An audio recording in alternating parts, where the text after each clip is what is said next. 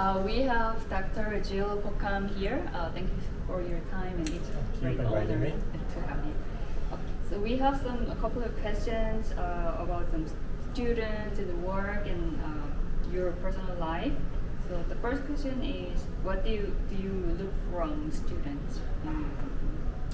Yeah, we want students that are curious. First of all, they show curiosity. They have a good background in foundational computer architecture, which means they have been exposed to computer architecture classes. They have mingled with complex simulation tool because we expect them to have their hand dirty when they join the company as an intern. And then open-minded. Criteria. Important criteria. Yeah, those are. So then, you were successful in the industry. Then, what are the measures of success, do you think? Yeah, it varies. So, I mean, first of all, in industry, we've been measured by how we impact the company's bottom line, which means for someone like me, what idea do I bring forth that could influence product in 3, 4, 5 years down the road? Changing culture, like explaining better things to people, for instance. If I can improve the understanding of a complex problem, it's a measure of success. Mentoring, growing the next generation of engineers is also a measure of success. And being visible outside brings also value to the company, publishing papers, etc. Nice. That's great.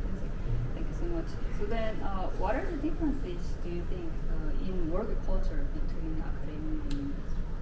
Yeah, in industry, it's a bit of a fast-paced environment. So we go from project to project.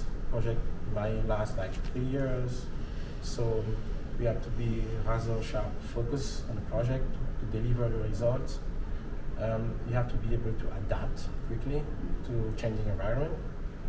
And project might get cancelled. Right. So you might jump from one project to the next. Right. So it's not like open-ended like in academia. So, and you might not necessarily do what you want, but what's good for the company. So these are the main differences I see in academia. Right. So then let's move on to some work-related questions. So how do you select research questions or projects? Yeah, good question. So for me, I like to select the hardest problem. Wow. Yes. So there's a reason for this.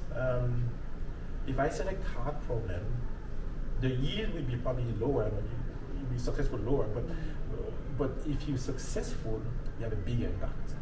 Right? So, and you have a bigger impact, it's more intellectually exciting for me. So wow.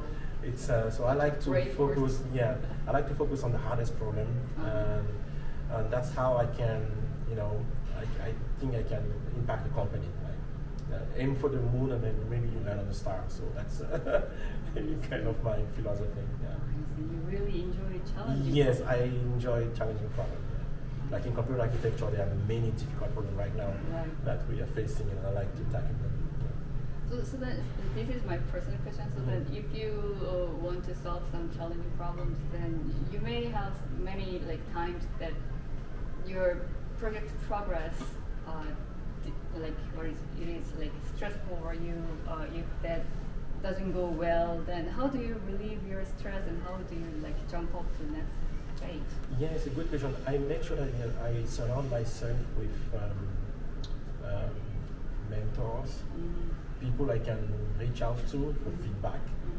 So because you don't want to be in a boat that's going nowhere, right? So I constantly have advisor or mentor that I reach out to, ask, hey, what do you think about this direction. Tell me the truth, right? They tell me, hey, yeah, I think there's something there, or maybe I don't see anything. If I get the same answer from 2-3%, then I probably know that okay, it's probably time to change, adapt, change the direction, or do something else. Right? So my support system is to surround myself with good mentors that are helping me navigate such problems. So then, from academia, we want to have many collaborations with industry. So what do you think? How we can improve academia and industry? Yeah, that's a good question. I think coming to conferences is the first step to make the connection. We have a funding proposal where we're reaching out to academia to collaborate on some projects. What we expect is that the faculty have also students that are prepared, well trained to contribute to those projects. That we can accept those, we can hire these students as interns to continue collaboration and join research projects like publishing together. I think those are recipes to strengthen the collaboration between industry and academia. But I would say mostly making sure that the students are ready.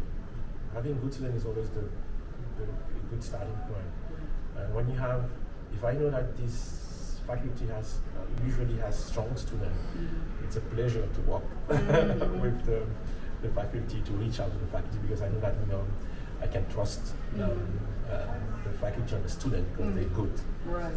And then I'm not afraid that we're going to tackle a difficult problem because I know that they're good, they're invested. So I think that for me that's the number one thing. And then we need to fund that and encourage this type of collaboration. For that reason, so then for the very well settled professors, like senior professors that having very good reputations, they may be able to provide interns for you. But how about junior faculty? Yeah, for junior, what I recommend is to reach out to industry folks and come and just give talks. We have tech forum in the industry where when I come to a conference like this, if I bump into a junior faculty, say, hey, what are you working on? This is an interesting area for us. Can you come and give a talk or reach out? Right? It starts with a talk. Okay? You want people to get to know you. Yeah. So you come, you give a tech talk, and it will trigger incentivize some of the folks to reach out. So say, hey, I really like the area that you're working on. Let's do something. Yeah. So that's how it starts. So reaching out to give a talk to start with. This is a good, it could kick off some interesting collaboration down the road. Then, how did you choose industry over academia? Yeah, interesting question. I think many of my role models were in industry. IBM, like IBM TJ Watson had a lot of famous researchers. And I was fascinated by their work. And my first thought was like, I want to join industry research lab to have the same type of impact, because my role model were in industry research lab, IBM TJ Watson. A lot of respect for people there. So that's how I wanted to join industry. And I also knew that joining industry research lab would not mean that I would be cut off from academia, because I knew that we had these bridges with collaboration. We had the opportunity to have students, interns, so it will not be like a complete cutoff. So, that's true. Research lab in industry. Lab. Exactly. Yes. So then this is more like a personal question. What is we are curious about your personal routine as an industry. Personal what? Personal daily routine. Oh, daily routine. Yeah. For me it starts. I start the day early in the day. I block like 3-4 hours to do some coding. So when I have some idea, when I say coding, when I have some idea I need to gather some data, experiment, prototype. So I always have like 4 hours time that I block on my calendar. In the morning? Yeah, really, wow. early morning, because that's where I'm more productive. So do that in the morning, then I have some work meetings. Meetings, these are working meetings, like we get in meetings and we really try to solve a problem. Then I have a lot of mentoring, some students that I advise, or some interns, spend a lot of time together, and that's also a chunk of my time to mentor them. And then I have also some leadership-related activity, mentoring some junior engineer in the company. Yeah, I do a lot of that. And then when I have time in the evening, reading some papers or doing some reviews for conferences. Right, yes, exactly. right. Yeah, that's a bit of my day. Do you also do some sort of like the activities for your health? Yes, I start at 5:30 a.m. I work out. Okay. Yeah, 5:30 to 6:30 ish. Finish my workout. Shower, and then I start working. In the gym? In the gym, yeah. At home, I have my own gym. Oh wow. Yeah, in the hotel, I go to the gym. Oh yeah, you do every morning. Oh, that's great. Yeah. Do you also meet friends and your family? Yes, weekends. Yeah, and then I have a large family. I have 4 kids, so every night it's entertaining. Sweet. Yeah. I see. It's and then they have a lot of activities. That's also a big part of my time to go drive them, watch them. I have 2 gymnasts, so it's really fun to watch them. Oh, that's nice. Yeah, so yeah. And then on the weekends, I go hike with my wife. Oh, go hike. That's great. So then, what do you think about work-life balance in your region? It's good. So I've been able to find a good balance, like working out, doing things with my family in the afternoon, in the evening, and weekend doing stuff. So I was able to find a good line, but I don't complain.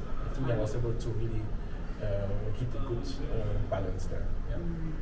Sounds nice. Yeah. Wonderful. Thank you so much for. You're welcome. Yeah, It was a pleasure. Yeah, thank you so much. Thanks.